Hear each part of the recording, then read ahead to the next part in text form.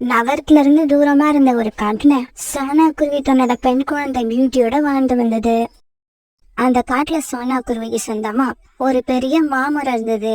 அதுல உள்ள மாம்பழங்களை பறிச்சு சோனா குருவி தினமும் அந்த காட்டுல வியாபாரம் பண்ணும். இப்படி வியாபாரம் பண்ணி அதுல வர பணத்துலதான் சோனா குருவி தன்னோட குடும்பத்தை ஓட்டிக்கிட்டு இருந்தது. காலங்கள் ஓட ஓட அந்த மரத்துக்கு ரொம்ப வயசாயிடுச்சு. அந்த மரம் இப்ப சுத்தமா காஞ்சு போயிடுச்சு. அதனால அந்த மரத்துல இப்ப பழங்கள் காய்க்கிறதே இல்ல. அந்த மரத்தையே நம்பி தன்னோட வாழ்க்கையை ஓட்டிட்டு இருந்த சோனா குருவிக்கு இப்ப பெரிய கவலை வந்துருச்சு. இந்த மரத்தை நம்பிதான் நானும் என் பொண்ணு பியூட்டியும் இது வரைக்கும் உயிர்வாழ்ந்தா. இந்த மரமும் இப்ப பட்டு போயிடுச்சு. இதுக்கப்புறம் நானும் என் குழந்தையும் உணவுக்கு என்ன செய்வோம்? சோனா குருவி இப்படி சொல்லி அழுதுகிட்டு இருக்கப்ப அந்த மரம் திடீர்னு கண் வச்சு சோனா குருவிய பாத்துச்சு. பிறகு இந்த மாதிரி பேச ஆரம்பிச்சுது. இந்த பாரு குருவியே, அழாத. பறவைகளான உங்களுக்கெல்லாம் எப்படி ஆயுட்காலம் இருக்கோ அதே மாதிரி எங்களுக்கும் ஆயுள் காலம் உண்டு. எங்களோட ஆயுள் காலம் முடிஞ்ச உடனே நாங்களும் இறந்துதான் போகணும். மரம்னா நீங்க சொல்றது என்னால புரிஞ்சுக்க முடியுது. இருந்தாலும் இது வரைக்கும் நீங்க கொடுத்த பழங்களை வச்சு வாழ்க்கை நடத்திக்கிட்டு இருந்தேன்னா இதுக்கப்புறம் என்ன செய்ய போறேன்னு நினைச்சா என் கண்ணுல என்னையும் அறியாம கண்ணீர் வந்துருது. குருவியே, கவலைப்படாத. இப்பவும் உனக்கு என்னால உதவ முடியும். இவ்வளவு நாள் நான் கொடுத்த பழங்களால நீ உன்னோட வாழ்க்கைய நடத்தின. இப்ப என்கிட்ட உனக்கு கொடுக்கறதுக்கு பழங்கள் இல்ல, ஆனா என்னோட உடம்பு இருக்கு. என்னோட உடம்ப வெட்டி ஒரு படகை தயார் பண்ணு. இந்த காட்டுக்குள்ள உள்ள நதியை கடந்து போறதுக்கு நிறைய பறவைகள் ரொம்ப சிரமப்படுறாங்க. அதனால நீ படகை தயார் பண்ணுனீன்னா நதியை கடந்து போறதுக்கு நிறைய பறவைகள் உன்னோட படகுல ஏறுவாங்க. உனக்கும் நல்ல வருமானம் கிடைக்கும். கடைசி நேரத்துல கூட எனக்கு எப்படி உதவ முடியும்னு நினைக்கிறவங்களுக்கு எப்படி நன்றி சொல்றதுன்னே தெரியல. இப்படி சொல்லிட்டு சோனா குருவி கோடாரி எடுக்கிறதுக்காக வீட்டுக்கு போச்சு. அம்மா, நானும் உங்க கூட வந்து மரம் வெட்டுறதுல உங்களுக்கு உதவி பண்றேன்.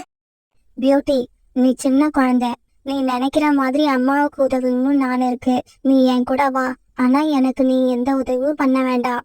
வந்து உட்காந்து அம்மா எப்படி வேலை பாக்குறேன்னு வேடிக்கை பாரு. இப்படி மறுபடியும் அந்த மரத்துக்கிட்ட போன சோனா குருவி எடுத்துட்டு போன கோடாரியால அந்த மரத்தை வெட்ட ஆரம்பிச்சிச்சு. 2 நாள்ல அந்த மரத்தை வச்சு ரொம்பவும் அழகா ஒரு படகை தயார் பண்ணுச்சு.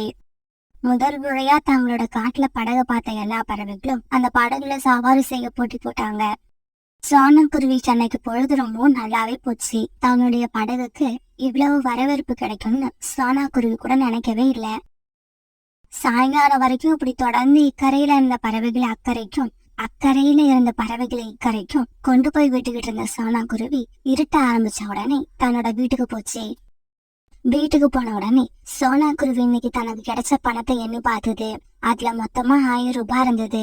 அதை பார்த்து சோனா குருவியும் பியூட்டியும் ரொம்ப சந்தோஷப்பட்டாங்க. இப்படியே சில நாட்கள் நகர்ந்துச்சு. ஆரம்பத்துல உடஞ்சு போன வீட்டுல குடியிருந்த சோனா குருவி இப்ப தனக்காக ஒரு புது வீடை கட்டி இருந்தது. சோனா குருவியோட இந்த வளர்ச்சியை பார்த்த காட்டுல உள்ள எல்லா பறவைகளும் ரொம்ப சந்தோஷப்பட்டாங்க. இருந்தாலும் சோனா குருவிய வளர்ச்சியை பார்த்து காலுக்காகவும் குறிக்காகவும் வழக்கம் போல பொறாமப்பட ஆரம்பிச்சாங்க.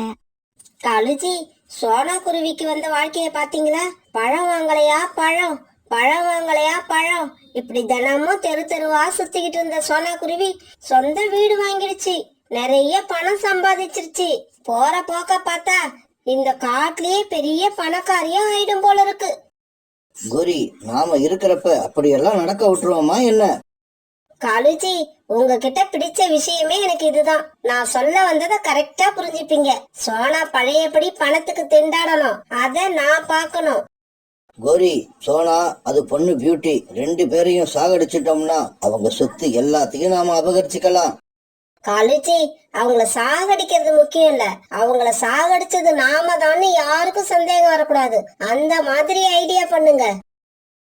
காலுக்காகவும் பொறிக்காகவும் இப்படி பேசிக்கிட்டு இருக்கும்போது அங்க சோனா குருவி தான் பொண்ணு பியூட்டி கூட வந்தது. என்ன சோனா, இந்த காட்டுலயே பெரிய பணக்கார பறவை ஆயிட்ட. முன்னாடி மாம்பழத்தை தலையில தூக்கிக்கிட்டு தெரு தெருவா கத்துறது ஞாபகம் இருக்கா இல்லையா? கோரியக்கா, நான் பண்ற தொழில் தான் மாறி இருக்கு. நானும் மாறல, என்னோட மனசும் மாறல. அது எப்பவுமே மாறாது.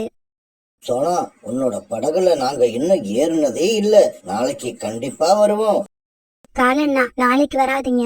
நாளைக்கு நானும் பியூட்டியும் கடல் கடந்து எங்க அம்மா வீட்டுக்கு போறோம். அதனால நீங்க நாளைக்கு மறுநாள் வாங்க. இப்படி சொன்ன சோனா குருவி பிறகு அங்க இருந்து பறந்து போயிடுச்சு. காலுக்காகவும் கோரிக்காகவும் தங்களுடைய வீட்டு வாசல்ல உட்காந்துருக்கப்ப பக்கத்து காட்டுல இருந்து ஒரு பறவை பறந்து வந்தது. காகங்களே, இந்த காட்டுக்கான வானிலை அறிக்கையை சொல்றதுக்காக நான் பக்கத்து காட்டுல இருந்து வரேன். அப்படியா? வானிலை அறிக்கையா? என்ன செய்தி கொண்டு வந்திருக்கீங்க? இங்க பாருங்க, இந்த காட்டுல இப்ப ஒரு பறவை புதுசா படகு வச்சிருக்குன்னு கேள்விப்பட்டேன். நாளைக்கு கடற்கரை பக்கம் படகு எடுத்துக்கிட்டு யாரும் போக கூடாது. ஏன்னா நடுக்கடல்ல புயல் அடிக்க போறதா எங்களுக்கு தகவல் வந்திருக்கு. அது யாருன்னு சொல்லுங்க. இந்த விஷயத்தை அவங்க கிட்ட சொல்லணும். சோனாக்குருவியோட வீடு காணுக்காவன் வீட்டுக்கு பக்கத்துலதான் இருந்தது. இருந்தாலும் இந்த விஷயம் சோனாக்குருவிக்கு தெரியாதுன்னு நினைச்ச காணுக்காவும் இப்படி பேச ஆரம்பிச்சது. இங்க பாருங்க, இந்த காட்டுல படகு வச்சிருக்கிறது ஒரே பறவை தான். அது பேரு சோனாக்குருவி. அதோட வீடு இங்க இல்ல, இங்க இருந்து ரொம்ப தூரத்துல இருக்கு. இப்ப எங்களுக்கு அந்த பக்கம் போற வேலை இருக்கு.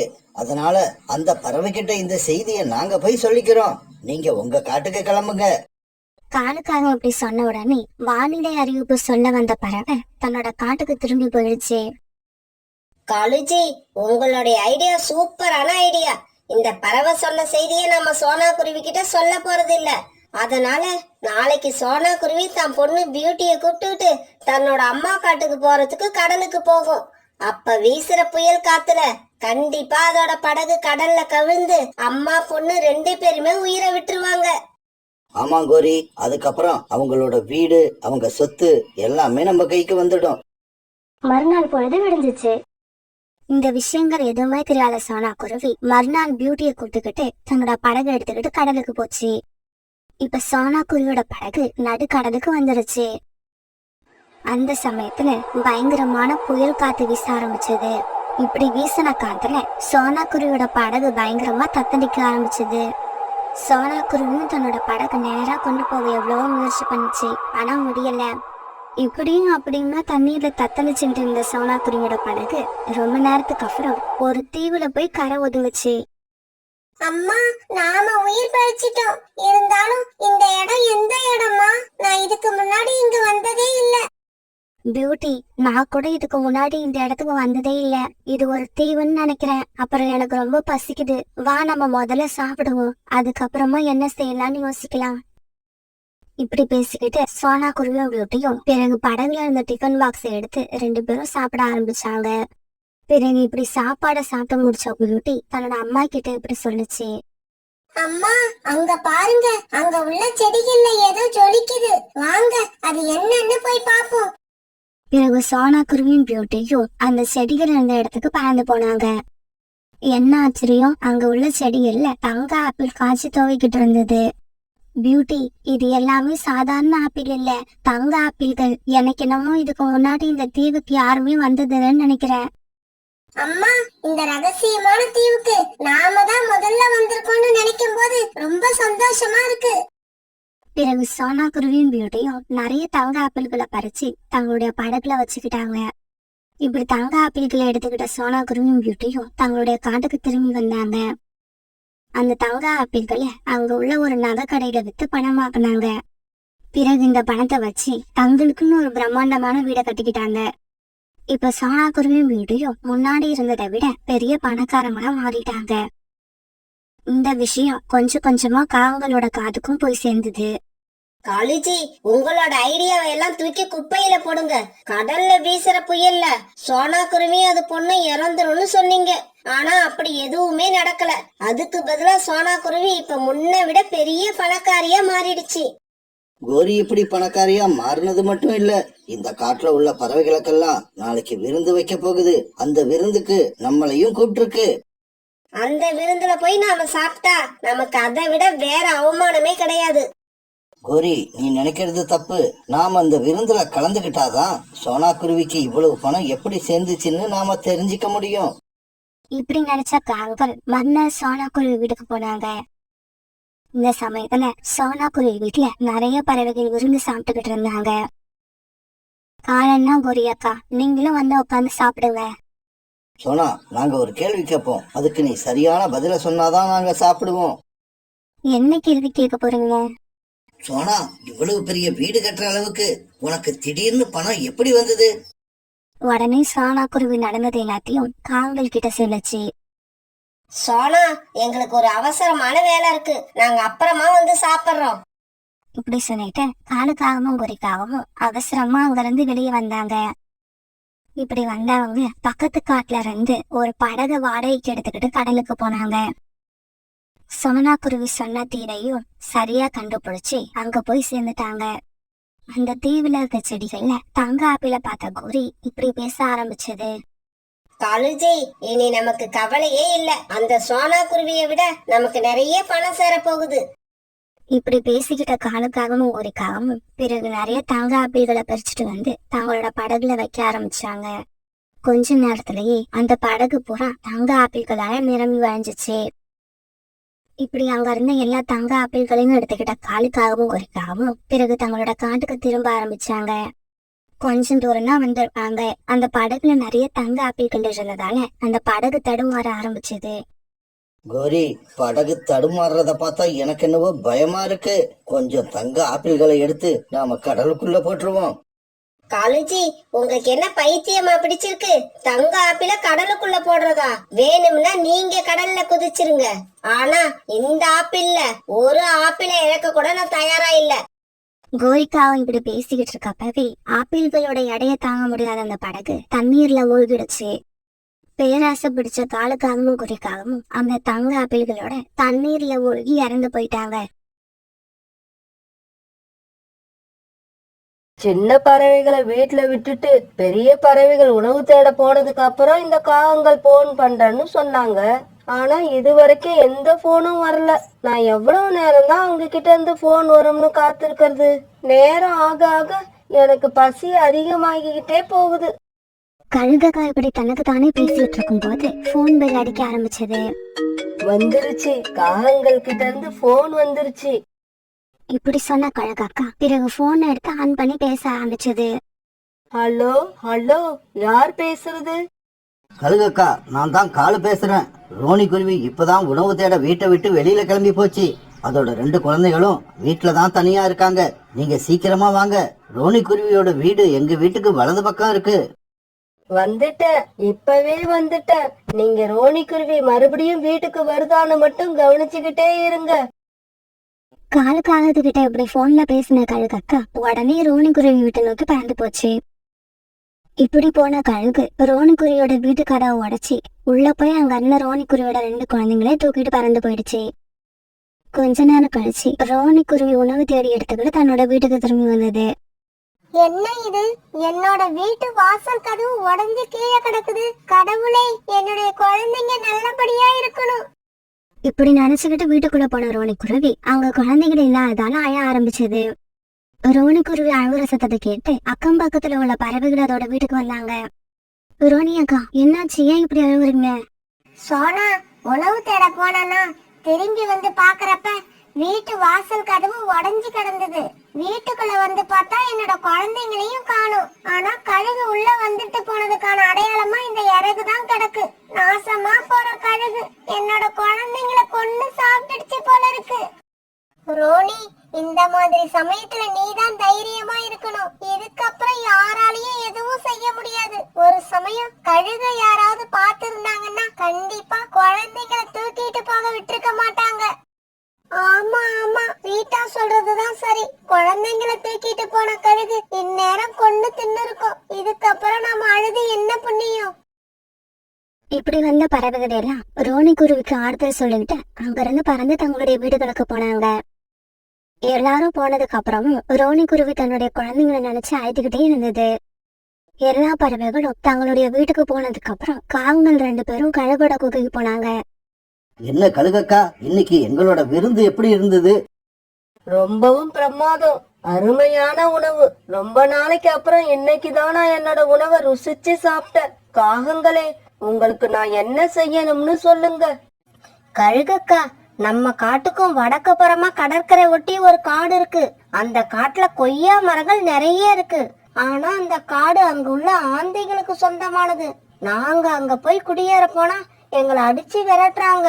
நீங்க எப்படியாவது ஆந்தைங்களை எல்லாம் அந்த காட்டுல இருந்து விரட்டிட்டீங்கன்னா நானும் காலேஜையும் அங்க போய் குடியேறிடுவோம். காகங்களே, கவலைப்படாதீங்க. உங்களோட விருப்பத்தை நான் கூடிய சீக்கிரம் நிறைவேற்றி வைக்கிறேன். நீங்க இதே மாதிரி நாளைக்கும் எனக்கு விருந்துக்கு ஏற்பாடு பண்ணுங்க. அப்படியே செய்யறோம் கழுகக்கா. இப்படி சொல்லிட்டு காகம் கழுகோட குகையில இருந்து தங்களுடைய வீட்டுக்கு பறந்து போனாங்க. பிறகு மறுநாள் காலையில கழுகாக்காவுக்கு எந்த பறவையோட குழந்தைய விருந்தாக்கணும்னு காலுக்காக யோசிச்சுட்டு உட்கார்ந்து இருந்தது. அப்ப அங்க கோரிக்காகவும் வந்து சேர்ந்துச்சு. கோரி, எல்லா பறவைகளும் இன்னைக்கு வீட்லயே இருக்காங்க. கழுகு அக்கா கிட்ட இருந்து மிஸ்டு காலா வந்துகிட்டு இருக்கு. எனக்கு என்ன பண்றதுன்னே தெரியல. காலுஜி, கவலைப்படாதீங்க. ஜம்ஜம் இன்னைக்கு உணவு தேட போனத நான் இப்பதான் பார்த்தேன். இன்னைக்கு ஜம்ஜம் பறவையோட வீட்டுக்கு போக சொல்லுங்க. கோரி இப்படி சொன்ன உடனே காலுக்காவும் கழுகாக்காவுக்கு போன் பண்ணி இந்த விஷயத்த சொல்லுச்சு. உடனே தன்னோட குகையில இருந்து பறந்து வந்த கழுகாக்கா ஜம்ஜம் வீட்டுல இருந்த ஒரு குழந்தைய தூக்கிட்டு மறுபடியும் தன்னோட குகைக்கு போயிடுச்சு. கொஞ்ச நாள் கழிச்சு தன்னோட வீட்டுக்கு திரும்பி வந்த ஜம்ஜம் பறவை வீட்டுல குழந்தை இல்லாத பார்த்துட்டு வீட்டு வாசல்ல உட்காந்து அழுதுகிட்டு இருந்தது. அதை பார்த்து எல்லா பறவைகளும் ஜம்ஜமோட வீட்டுக்கு போனாங்க. என்ன ஜம்ஜம், என்னாச்சு? இவ்வளவு நேரம் வீட்டுலதான் இருந்தேன். இப்பதான் தண்ணி குடிச்சிட்டு வரலாம்னு நதிக்கு போனேன். திரும்பி வந்து பாக்குறப்ப என் வீட்டு வாசல் கதவு உடைஞ்சு கிடக்கு. என்னோட குழந்தை இல்ல. ஜம்ஜம் அக்கா, கொஞ்ச நேரம் அழாம இருங்க. இப்படி எல்லாம் நடக்கும்னு யாருக்கு தெரியும்? உணவு தேடவும் தண்ணீர் குடிக்கவும் நாம ரொம்ப தூரம் போக வேண்டி இருக்கு. அந்த நேரத்துல இந்த கழுகு வந்து வீட்டுல உள்ள குழந்தைகளை தூக்கிக்கிட்டு போயிடுது. ஆமா புராணா, நீங்க சொல்றதும் சரிதான். அதை தடுத்து நிறுத்த நாமெல்லாம் சேர்ந்து ஏதாவது செஞ்சாகணும். அந்த காட்டுல உள்ள பறவைகள் இப்படியெல்லாம் பேசிக்கிட்டாலும் அடுத்து என்ன செய்யலான்றத பத்தி யாருமே யோசிக்கவே இல்லை. இப்படியே சில நாட்கள் நகர்ந்துச்சு. அதுக்குள்ள அந்த காட்டுல இருந்த 4-5 சின்ன பறவைகள் காணாம போயிட்டாங்க. சின்ன பறவைகள் காணாம போறது இப்படி தொடர்கதையா நடந்துகிட்டு இருக்கவே ஒரு நாள் எல்லா பறவைகளும் ஒரு இடத்துல ஒன்னா சேர்ந்தாங்க. இங்க பாருங்க, நம்மளோட வீட்டையும் வாசல் கதவையும் நம்ம நல்ல வலிமையா தயார் பண்ணணும். அப்பதான் கழுகு அந்த கதவை உடைச்சுக்கிட்டு நம்ம வீட்டுக்குள்ள வராம நம்ம தடுக்க முடியும். அப்படி மட்டும் நம்ம நம்மளோட வீடுகளை வலிமையா கட்டிட்டோம்னா அந்த கழுகால நம்மையும் நம்மளோட குழந்தைகளையும் எதுவும் பண்ண முடியாது. ஆமா, சோனா சொல்ற மாதிரி இதுக்கப்புறம் நாம காஞ்ச பொருட்களை வச்சு வீடு கட்டக்கூடாது. அதுக்கும் பதிலா வலிமையான மூங்கில்களை சேகரிச்சு கொண்டு வந்து மூங்கில் வீடு கட்ட ஆரம்பிக்கணும். மூங்கில்கள் நம்ம காட்டுல எங்கேயும் கிடைக்காது.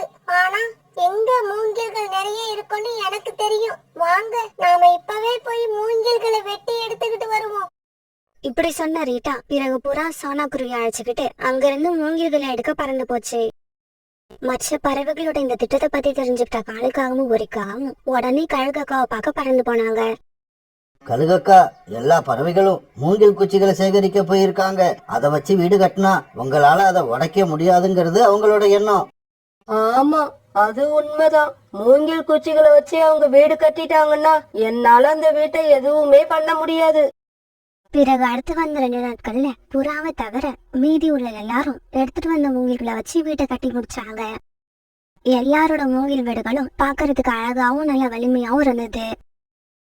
புறாண்ணா, எடுத்துட்டு வந்த மூங்கில்களை வச்சு நாங்க எல்லாரும் வீடு கட்டிட்டோம். நீங்க ஏன் இன்னும் வீடு கட்டாம இருக்கீங்க? சோனா, நாம எல்லாம் நம்ம குழந்தைங்களை காப்பாத்துறதுக்காக மூங்கிலால வீடு கட்ட முயற்சி பண்ணிக்கிட்டு இருக்கோம். அதே சமயம் நம்ம கூட வாழ்ற இந்த காலுக்காகவும் கோரிக்காகவும் மூங்கில் வீடு கட்டுறதுக்கான எந்த முயற்சியும் பண்ணாமலேயே இருக்காங்க. ஆமா, புறா சொல்றது உண்மைதான். இந்த காகங்கள் குழந்தைங்க காணாம போனதை பத்தி கவலைப்படவே இல்ல. அப்புறம் குழந்தைங்க யார் வீட்டுல காணாம போனாலும் இவங்கதான் முதல் ஆளா வந்து நிக்கிறாங்க. புறாண்ணா, அப்புறம் இன்னொரு விஷயம், இது வரைக்கும் குழந்தைங்க காணாம போன எல்லா வீட்லயும் அதோட அம்மாவும் அப்பாவும் வீட்டை விட்டு வெளியில போன உடனே அந்த குழந்தைங்க காணாம போயிருக்காங்க. ஆமா சோனா, இது வரைக்கும் குழந்தைங்களை திருடிக்கிட்ட போய் கொன்னு தின்னது யாருன்னு கண்டுபிடிக்கதா மூங்கில்களால நான் இன்னும் வீடு கட்டாம இருக்கேன். புறா, உனக்கு இந்த விஷயத்துல நாங்க ஏதாவது உதவி பண்ணணுமா? ஆமா, கண்டிப்பா உங்க எல்லாரோட உதவியும் தேவை.